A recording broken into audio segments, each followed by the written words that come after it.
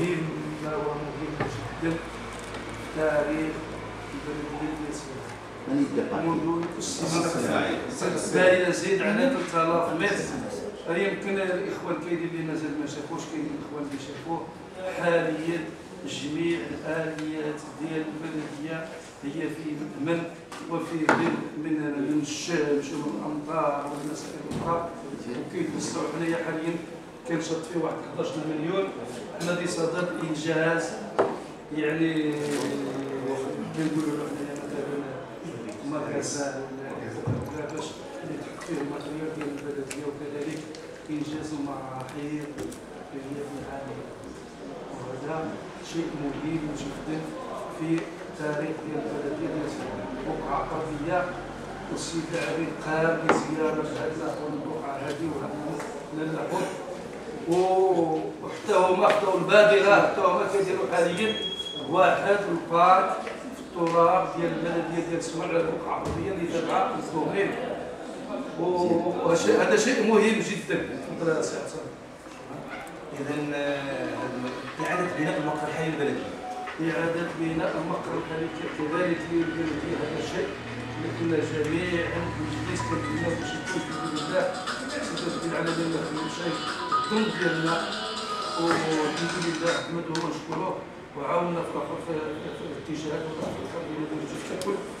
حنا دابا حاليا بصدد بناء هذا المقر هذا اللي هو فيه غير البناء المارشي الأول، ثم على المجلس المقبل ان شاء الله يسمع اعتمادات باش يكمل هذا المشروع هذا ان شاء الله. تفضل.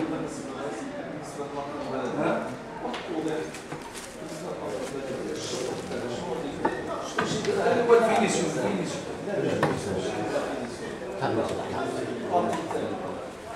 لا هو دابا تصميم باش تصنيف هذيك المساحه كلها التغطيه ديالها الكليه الارضيه غادي تكون تابعه للبلديه. فيها الواجهه الاماميه اللي جلست شحال المدينه ب 6 سنين، واللي النور اللي جلس الان فيه الارشيف ديال الاداره اللي هو شيء مهم جدا. ثم انه غادي نبنيو الجزء الاول، كنا قلنا باش الجزء الثاني غادي يكون فيه البشويه. جاو الناس ديال الكافيتيريا شحال غادي نكملوا العمليه ديالنا. اسحاق شاف.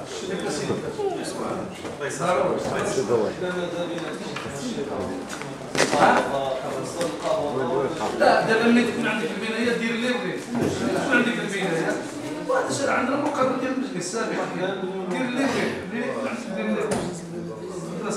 بناء الطريق لربط المنطقة الصناعية الشق الثاني والثالث بالشق الرابع، وإعادة تثبيت الأحياء اللي بين المركز. هذيك ما دخلش ديال المركز، ما دخلش عندنا من البناء ديال المنطقة الصناعية اللي كتربط ما بين الشق الثاني والثالث والشق الرابع. يعني هذا الاخر كاين اللي بغينا نسميوه فيك واحد العزلة، واحد العزلة لدي المنطقة الصناعية الشق الرابع والشق الثاني والثالث. كانوا جميع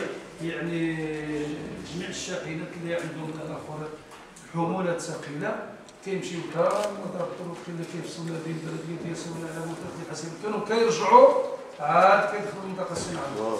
حاليا هادو كلهم كيدخلوا من المدار الطرقي ديال المنطقة الصناعية. المدار الطرقي ديال المنطقة الصناعية كيمشيو في اتجاه ديال بورسيم، وكذلك المعامل اللي كاينين في ذاك المكان هذاك ديال الشق الرابع.